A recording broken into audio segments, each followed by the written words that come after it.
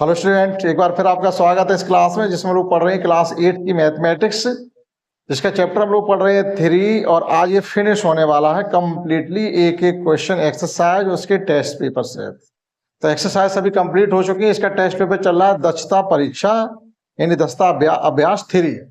Question कराने के लिए केवल बचे हैं 20 एंड 21 22 20 21 और 22। ठीक, 10-5 मिनट में आपका ये क्लास भी फिनिश हो जाएगा। शुरू करते हैं क्वेश्चन 20 से। लिखा हुआ है, यहाँ कहा गया एक घनाकार संदूक का भीतरी आयतन दिया गया। देखो भीतरी क्यों कहा गया, क्योंकि जो संदूक है उसकी हो सकती है जो साइड्स हो, परतें हो, वो कुछ मोटाई में हो। तो जब आप उनकी साइड्स की मेजरमेंट करोगे तो भीतरी साइड की माप अलग रहेगी और बाहरी की मोटाई और जोड़ने की वजह से बाहरी साइड बढ़ जाएगी, इसलिए भीतरी का। मान लो लकड़ी का ही संदूक हो तो लकड़ी तो मोटी होती है ना, इतनी मोटाई इधर होगी, इतनी इधर होगी, दोनों तरफ बढ़ जाएगी उतनी। मान लो 1 इंच इधर है, 1 इंच इधर है, तो भीतरी अगर उसकी 20 इंच अगर भीतरी चौड़ाई है, लंबाई है, तो बाहरी कितनी हो जाएगी, एक इधर बढ़ाएंगे एक इधर बढ़ाएंगे, 22 हो जाएगी, इसलिए भीतरी कहा गया उन्होंने। ठीक, तो भीतरी आयतन कितना 32.768 मीटर क्यूब दिया गया, तो उसकी भीतरी ही भुजा बतानी। सीधी इस बात है, आपको इस संख्या का घनमूल निकाल लेना है, क्यूब रूट, और वही आपका आंसर हो जाएगा। तो हम लिखेंगे संदूक की भीतरी भुजा बराबर आयतन का घनमूल। तो भीतरी भुजा निकालने का मतलब क्या होगा, जो भी आपको आयतन दिया गया उसका क्या निकालना पड़ेगा आपको, घनमूल। ठीक, तो घनमूल निकालने के लिए आपको क्या करना पड़ेगा, एक बार आप यहां पर भी लिख दीजिएगा 32.768। अब चूंकि ये पॉइंट में है तो हम इसका पॉइंट हटा सकते हैं, that is it can be written है, जिसको हम ऐसे भी लिख सकते हैं 32,768 अपॉन 1000। 10 में बाद 3 अंक है तो एक के साथ 3 जीरो में बढ़ा देंगे। इसका हम जानते हैं घनमूल 10 निकलेगा, हमें 32,768 का निकालना पड़ेगा। तो फैक्टर कर लेते हैं 32,768, लास्ट में 8 है तो 100% ये नंबर 2 से कटिंग होगी इसकी। 2 1 2, 1 बच गया, 2 6 12, 2 3 6, 2 8 16, 2 4 8, 2 8 16, 2 1 जा 2, 2 9 जा 18, 2 2 जा 4, फिर 2 से कटिंग हो रही है, 2 4 जा, 2 9 जा, 2 6 जा, फिर 2 से हो रही है, 2 2 जा 0, 2 4 जा, 2 8 जा 1 0 4 0, फिर 2 से करेंगे तो ये आ जाएगा आपका 512, 512 8 का होता ही, निकालने की जरूरत नहीं। ये आ गया 2, ये आ गया 2 2, और यहाँ पे आ गया 8। इस पूरी संख्या का 8 होगा, तो 8 चको 32, संख्या का घनमूल निकल आया 32। बटे में भी 10 है तो ये हो गया आपका 3.2 मीटर। तो संदूक की भीतरी भुजा जो होगी वो 3 मीटर होगी। बस इतना सा आपको इस सवाल में बताना है। क्लियर, ज्यादा कुछ समझाने के लिए नहीं है। अब कहा गया कि एक विद्यालय की प्रत्येक कक्षा में घनाकार कूड़ादान रखा हुआ है। आपका क्लास है, आपके क्लास के बाहर एक डस्टबिन रखा हुआ है, और डस्टबिन किस आकार का है, घनाकार के, घन के आकार का। जैसे ये आपके क्लास के बाहर एक डिब्बा रखा हुआ है जिसमें आप कूड़ा डालते हैं, पेपर है, पेंसिल है, छीलन है, जो भी आप है वो आप इसमें डालते हैं। हर क्लास के बाहर रखा हुआ, और इसमें कहा गया जिसका आयतन 27,000 घन सेंटीमीटर। आयतन इसका दिया गया, आयतन दिया गया 27,000 सेंटीमीटर क्यूब। तो सीधी सी बात है, इसकी भुजा पूछी गई होगी। 27 का घनमूल 3 है और 3 जीरो का 1 जीरो हो जाएगा, 30 सेंटीमीटर की भुजा होगी। हो गया मौखिक सवाल, कुछ था ही नहीं उसमें। ठीक, तो हमें ये डायरेक्ट लिख सकते हैं कि घनाकार डस्टबिन की भुजा बराबर, भुजा निकालने के लिए क्या करना पड़ेगा, आयतन का घनमूल। ठीक, डायरेक्ट भी कर सकते। 27 का घनमूल 3 होता है और 3 जीरो का 1 जीरो, अर्थात 30 सेंटीमीटर। ये जो भुजाएं इसकी हैं सभी लंबाई चौड़ाई ऊंचाई वो 30 ही है, तभी तो घन बनेगा। ये हो गया आपका 21वां सवाल, 20 हो गया, और ये था 21वां। ठीक, इसमें कुछ भी खास नहीं था। लास्ट सवाल जो 22 है, आपको उसमें थोड़ी मशक्कत करनी पड़ेगी, क्योंकि सभी सवालों से उसको थोड़ा हटके बनाया गया। आइए उसे भी समझते हैं। 22 सवाल, देखो लैंग्वेज हमने नहीं लिखी है, काफी बड़ी है, लेकिन आपको समझ में ऐसे आ जाएगा। आपका एक खेत है, सबके पास ज्यादातर होते हैं, बाग होता है।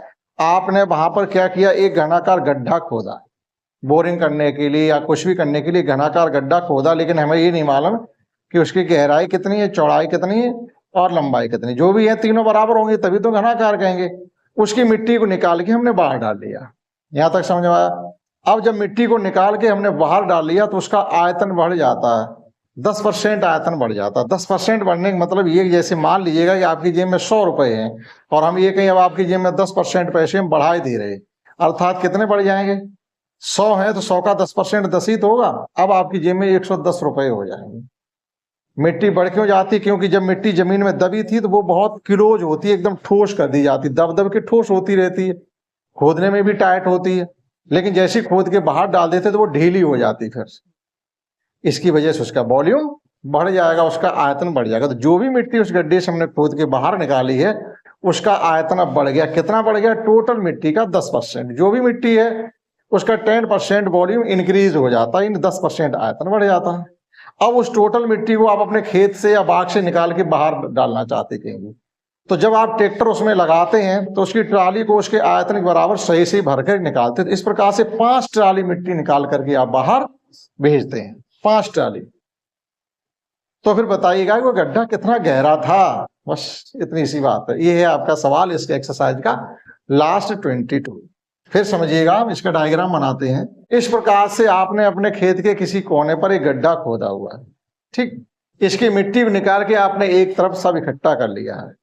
जब मिट्टी को निकाल के बाहर डाल लिया आपने तो मिट्टी का जो वॉल्यूम है वो 10% बढ़ जाता है। एक बार फिर समझिए, 10% बढ़ने से मतलब क्या है कि वो हो कितना जाएगा। पहले आप अपने व्यवहारिक तरीके समझिएगा। मान लिया आपकी जेब में 1000 रुपए है, अब वो कहते हैं 1000 का 10% आपकी जेब में हम बढ़ाए दे रहे।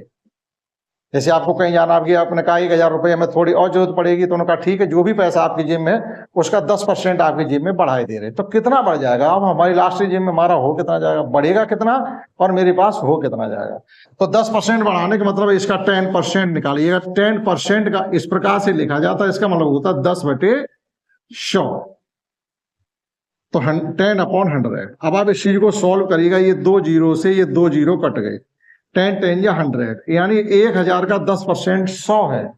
ये आपकी जेब में बढ़ रहे हैं, पहले आपकी जेब में थे 1000, अब 100 और बढ़ गए हैं, अब आपकी जेब में हो गए 1100।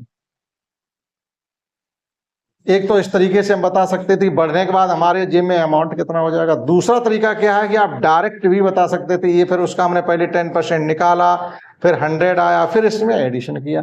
ये ना करके अगर हम डायरेक्ट ये कर देते कि 1000 का 10% बढ़ाना है, तो बढ़ाने का मतलब हो जाएगा 10% मतलब 110/100, 110/100 बढ़ा रहे हैं तो 100 में जोड़ के लिख दो, घटाएं। अभी हम कहते हैं 10% कम कर रहे हैं तो 90/100 लिख दो, डायरेक्ट आपका आंसर आने वाला, कुछ भी जोड़ना घटाना नहीं।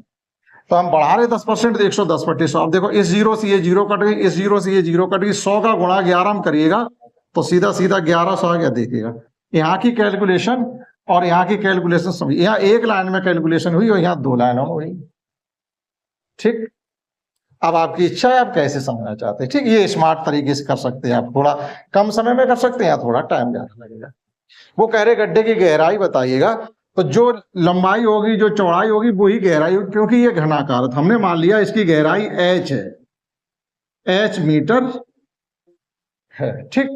जो भी मिट्टी हमने निकाली उसका वॉल्यूम फाइंड कर सकते हैं। निकाली गई मिट्टी का आयतन बराबर, पहले इसको मिटा दें, तो हम ये लिखेंगे माना घनाकार गड्ढे की गहराई h मीटर है, घनाकार गड्ढे की गहराई h मीटर है, ठीक। जब गहराई h मीटर है तो ये भी h होगी, ये भी h होगी। घनाकार गड्ढे का आयतन बराबर, या निकाली गई मिट्टी का आयतन, घनाकार गड्ढे का आयतन बराबर निकाली गई मिट्टी का आयतन। इस प्रकार से लिखिएगा, निकाली गई मिट्टी का आयतन बराबर घनाकार गड्ढे का आयतन, ठीक। या चलो रहने दीजिए, निकाली गई मिट्टी का आयतन, जो भी है सही है, क्यों निकाली गई मिट्टी का आयतन हमें मालूम है, ये हमें पता करना है, इसलिए इसको लेफ्ट हैंड की तरफ लिखेंगे, जो चीजें मालूम है वो राइट हैंड की तरफ लिखेंगे। तो निकाली गई मिट्टी का आयतन कितना हो जाएगा, h3, ठीक। लंबाई गुणा चौड़ाई गुणा ऊंचाई, h into h into h, h3। अब यहाँ लिखेंगे लेकिन निकाली गई मिट्टी का आयतन 10% बढ़ जाता है, निकाली गई मिट्टी का आयतन 10% बढ़ जाता है, अतः निकाली गई मिट्टी का अभीष्ट आयतन, तो अभीष्ट आयतन कितना हो जाएगा। अभी हमारे पास h3 था, अब 10% बढ़ाना, तभी हमने कहा था डायरेक्ट आप 110/100 लिख दीजिएगा, तो ये एक जीरो से एक जीरो कैंसिल हो जाएगी, ये हो जाएगा आपका 11H³/10 मीटर क्यूब। ये है टोटल मिट्टी का आयतन। खोदने के बाद जो मिट्टी निकाली ये था, लेकिन उसका जो मिट्टी थोड़ी ढीली हो जाती है तो आयतन 10% बढ़ गया, तो 10% हमने बढ़ा के लिखा, तो 11H/10 मीटर क्यूब। ये टोटल मिट्टी है।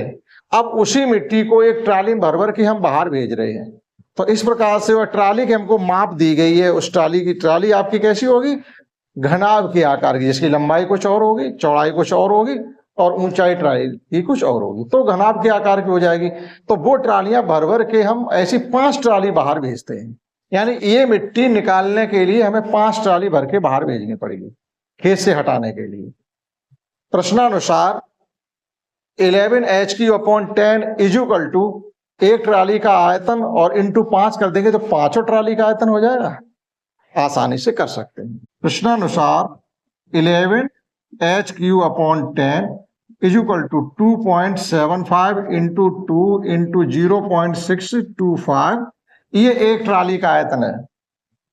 ठीक, ये ट्राली की लंबाई है 2 मीटर, नहीं लंबाई ये होगी, चौड़ाई ये होगी और ऊंचाई ये होगी। लंबाई है आपकी 2.75 मीटर, चौड़ाई है 2 मीटर और ऊंचाई है आपकी 1 मीटर से कम, 1 मीटर से कम।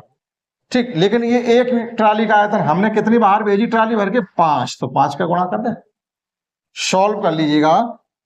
H³ = 2.75 इंटू, ये 5 2 या 10 लिख दें डायरेक्ट, इंटू 0.625 अपॉन 11 का मल्टीप्लाई हो रहा है तो डिवीजन में आएंगे, 10 का डिवीजन हो रहा है तो मल्टीप्लाई में जाएंगे।